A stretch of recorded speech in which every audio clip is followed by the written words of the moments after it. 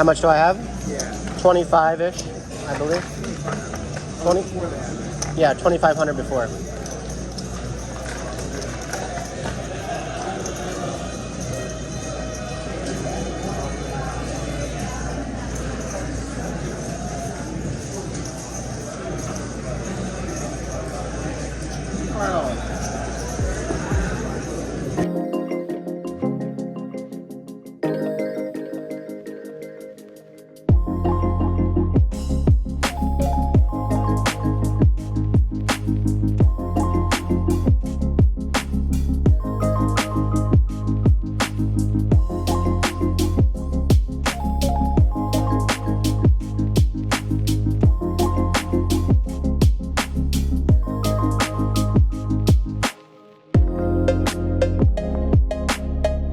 What an insane view this is. It's an incredibly nice day as well here in Austin, Texas. 65 degrees, sunny, not a cloud in sight.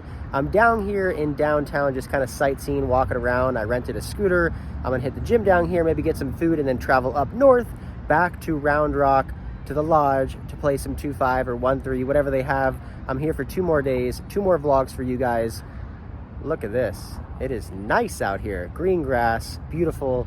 Let's get down to the table. Let's get to the action. Let's go. I arrived to the Lodge Card Club around 8 p.m. on a Friday night, and this place is packed. Almost every single table in here is full. I get called over to a 2-5 game, which, wouldn't you know, sitting at my table is Doug Polk. Pretty awesome. He's actually here recording content for his YouTube channel. Awesome that I get to sit down and play some 2-5 no limit with someone that I've been watching on the internet for the past couple of years. Really excited about this, and make sure to stay tuned all the way to the end of the video where I end up getting into a big pot with Mr. Polk. All right, coming up here, first hand, I've got ace-deuce offsuit. Doug races to $15. I'm on the button. I 3-bet to $50, and he makes the call. We go heads up here to a jack 7-8 2-spade board. He checks. I check back. Turn card's an ace, I bet, and he folds. And just like that, we beat one of the best heads-up no-limit players in a pot. It's just that easy. 3-bet ace-deuce offsuit, turn top pair, bet, and he folds. With blinds at 2, 5, 10, pocket threes for me, I open early position to $30. Under the gun plus 2 re-raises me now to $80. Back over to me, I make the call. Heads up, out of position, ace, jack, 8, all spades. I check. My opponent checks. Turn card 3, giving me a set. I bet out big, $200, and he makes the call. River card king. I down bet now. I make it $125, and he calls again, and we win a small pot, hitting a set on the turn.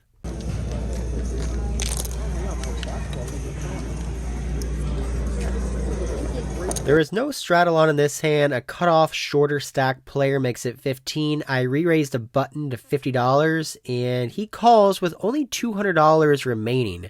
We get a great board with ace-10 of diamonds, king 6-3, 2 diamonds. Nut flush draw for me and 1 overcard. He checks to me. I bet $35. After a little bit of hemming and hawing, he goes all in for his last $200. I snap call. We're going to run out this board one time with a nut flush draw and hope that we can get there. So yeah, if you have a vapor, you gotta be a little careful with it. Just having weed is not even edibles. They're gonna charge you with whatever the total weight is. Yeah. You really get fucked over if you come back with it. Yeah, we had those too. Yeah. With the $20 re-straddle on, Doug races it up in the cutoff to $50. I peel back, king of hearts, king of spades. Let's go. A 3-bet is incoming here. I make it $225. Straddle player folds, but the double straddle player cold calls this $225 bet. And Doug comes along with a call and the cutoff as well. And we go 3 ways here with pocket kings out of position to 9-7 deuce, 2 diamonds. Out of position here with 2 other players in the hand. I decide to check. Under the gun plus 1 straddler checks.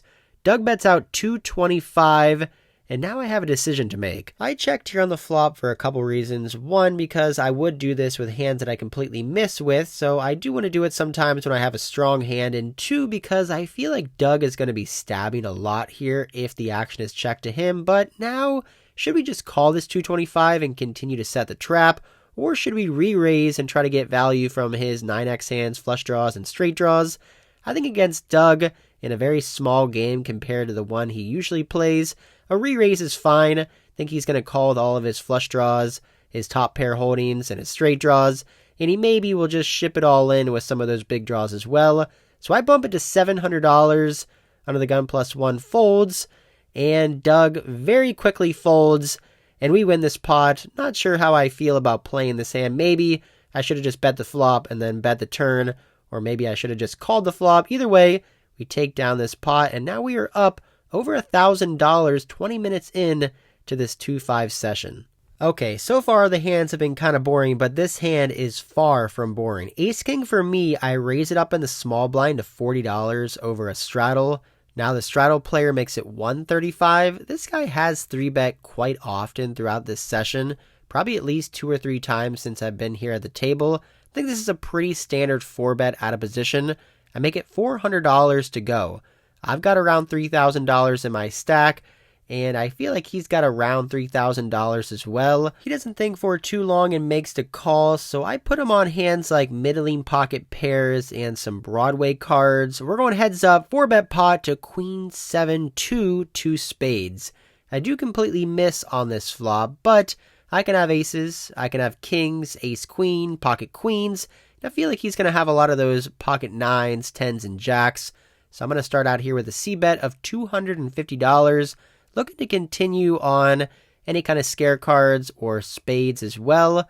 Not thinking too long, my opponent makes the call. Turn card, not the best card for us, it's another queen. I contemplate now shutting this one down and checking over to him, or maybe continuing to fire. I basically just don't think he has a Queen X hand here for trips. One, it's very unlikely to have trips when there's 2 on the board, and also I have an ace and a king, so I block him from having ace queen, king queen. With all that being said, I'm going to continue to bet, try to get those pocket pairs to fold, setting up potentially a big river bluff if I do end up missing. Make it $350, and again, my opponent makes the call.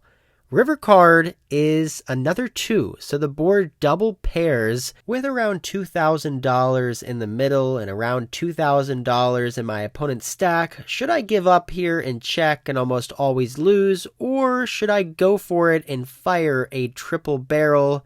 And after thinking for about 20 seconds, I decided to go with the second option and fire here, a bet of all in. 6 bullet. All in? Out of piece.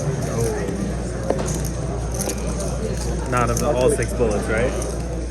When you are bluffing, you're always hoping to fade that snap call. And given the fact that we did fade the snap call, that means he doesn't have a Queen X hand, but he isn't folding right away, which means he doesn't have a missed flush draw or maybe an ace-high hand as well. He most likely has those middling pocket pairs that I thought that he had pre-flop, on the flop, and on the turn. Now the question is, will he fold those hands for over a pot-sized bet here on the river? I'm not really the biggest fan of this bluff. That turn card queen really isn't the best card for me, but I do think if I had aces or kings here, I may try to go for max value against 10s or jacks with this same bet. If I had a queen as well, I would definitely be betting, but maybe I wouldn't be betting for this sizing, so not really a big fan of this bluff. But in these kind of situations, when I feel like my opponent has a middling strength hand, and maybe they would fold to a lot of aggression, I'm going to go for it and hope that it works, especially when the camera is rolling. This guy goes into the tank for a very long time. I'm saying like over 3 minutes here, he is thinking over his options. You can kind of tell when you're watching someone out of the corner of your eye if you think they're going to call or fold. And in the beginning, he looked like he was definitely leaning towards call, but then he looked like he was leaning towards fold. Obviously, we're hoping he chooses the second option. Then he looks like he's starting to lean more towards call, and I'm thinking to myself, buddy, come on, just let go of those pocket 10s or jacks. Let me take down this bluff one time. After 3 minutes of torturous tanking, my heart rate has been increasing. The blood is pumping. The anxiety is at level 10 here, going all in on the river with a bluff. My opponent finally comes up with his decision. Go disappear from the FX here. then there's going to be...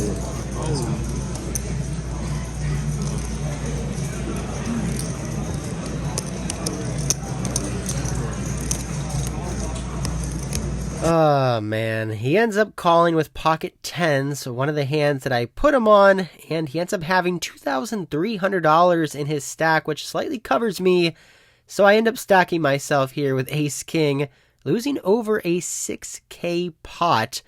Not my favorite hand played, kind of kicking myself here. Should have probably just given up on the turn and saved myself a couple $1,000s.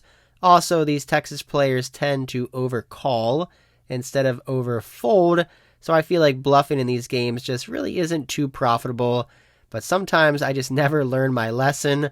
Although sometimes bluffs work, sometimes they don't. When they work, you look like a genius, and when they don't work, you look like an idiot.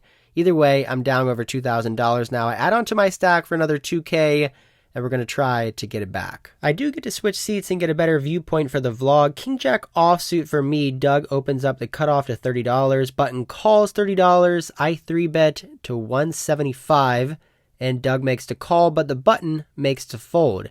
Heads up, out of position against one of the best heads up players in the world, to King 5 King. Trips. That is easy. I bet out $75, and Doug makes to call. Turn card's an ace. Now I'm praying he floated me with an ace-x hand. I bet again for $150. No more value for us this time. He makes to fold. Good flop for me.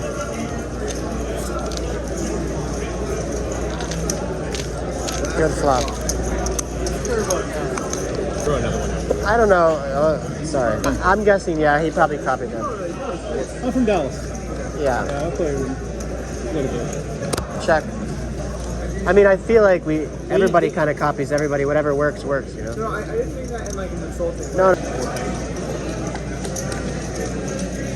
JP for 25 dollars. Right? Yeah. Nice.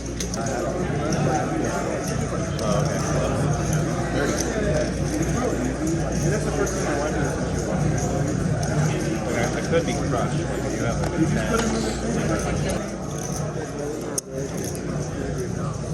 raise 150, right? 4 with the food and stuff? I have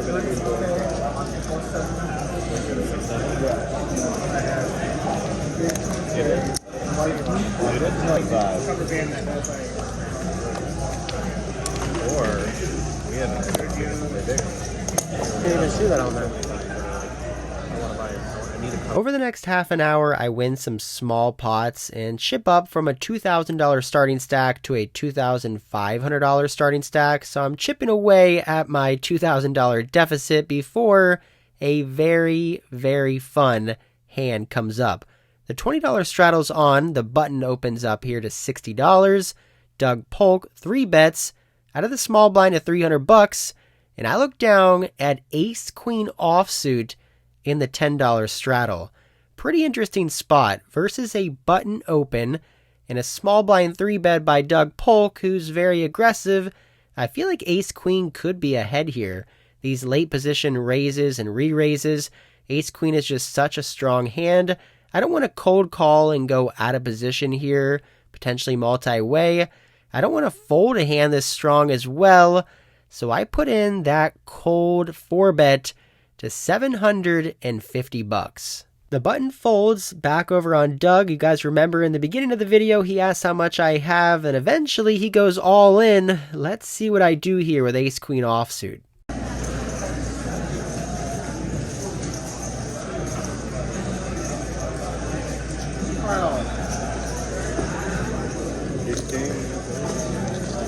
I don't have ace king. You want to show? Anyways, man. A couple premium hands going to work.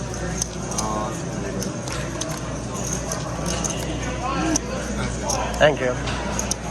With the $20 straddle on, $2,500 in my stack, I decided before I'm going to 4-bet and call off if Doug decides to shove, which he does. I call and we get a good flop, ace queen versus pocket eights and ace on the board.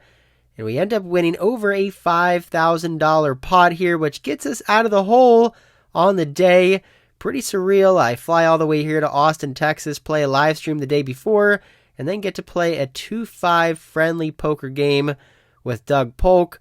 Win a huge pot off him. Pretty high variance play there, calling a 5-bet jam by Doug Polk with ace-queen offsuit, but it works out in our favor over a $5,000 stack now. A couple hands later, Doug ends up calling it a session. He had been here all day grinding, making content for his YouTube channel as well. And shortly after this, the 2-5 table gets slow and ends up breaking, and I end up profiting a little bit on this fun, short session. On my way back to my hotel, I stopped by downtown Round Rock on a Friday night just to see what's up with this little town and city here close to the lodge, and there was a lot of people out. I went to a couple bars, listened to some music, talked to some people before walking myself home. All right, guys, that is it for this one. Ended up coming here to downtown Round Rock on a Friday night on my way back to my hotel, and surprisingly, it's really popping. There's a lot of bars, a lot of people, a lot of music. Went into some bars, listened to some music, but we're heading home now. Interesting session today. I had two big hands. The first one was when I triple barreled off in a 4-bet pot with ace king and got called there by pocket tens. Probably could have gave up on that one on the turn. Probably didn't have to go for it on the river, but I felt like if I jammed that he would fold basically everything but a queen. Unfortunately, he tanked for over 3 minutes and called with pocket tens. Kind of sucked there. That was like a $6.5, maybe $7,000 pot that we lost, but we did end up getting it all back against Doug Polk, all in ace queen versus pocket eights. We hit an ace on the flop to win over a $5,000 pot. I profited $1,000 even on the day, so I will take it. A fun session. It's always been somewhat, I wouldn't say a dream, but a goal to play with Doug Polk. He seems like a lot of fun to play with at the table. He's very talkative, and he was just like that tonight. Very talkative, very entertaining, has a great personality, and it was a lot of fun to play with him. I'm gonna head back though. It's around midnight. I've got a big day tomorrow, my last day here. Big live stream coming up. It's a 5, 10, 25 with a lot of action players, deep stacks, big pots. It's gonna be fun. Look for that video after this one, but hope you guys enjoyed this video. Please hit that like button, subscribe, and comment down below. And until next time, I'll see ya.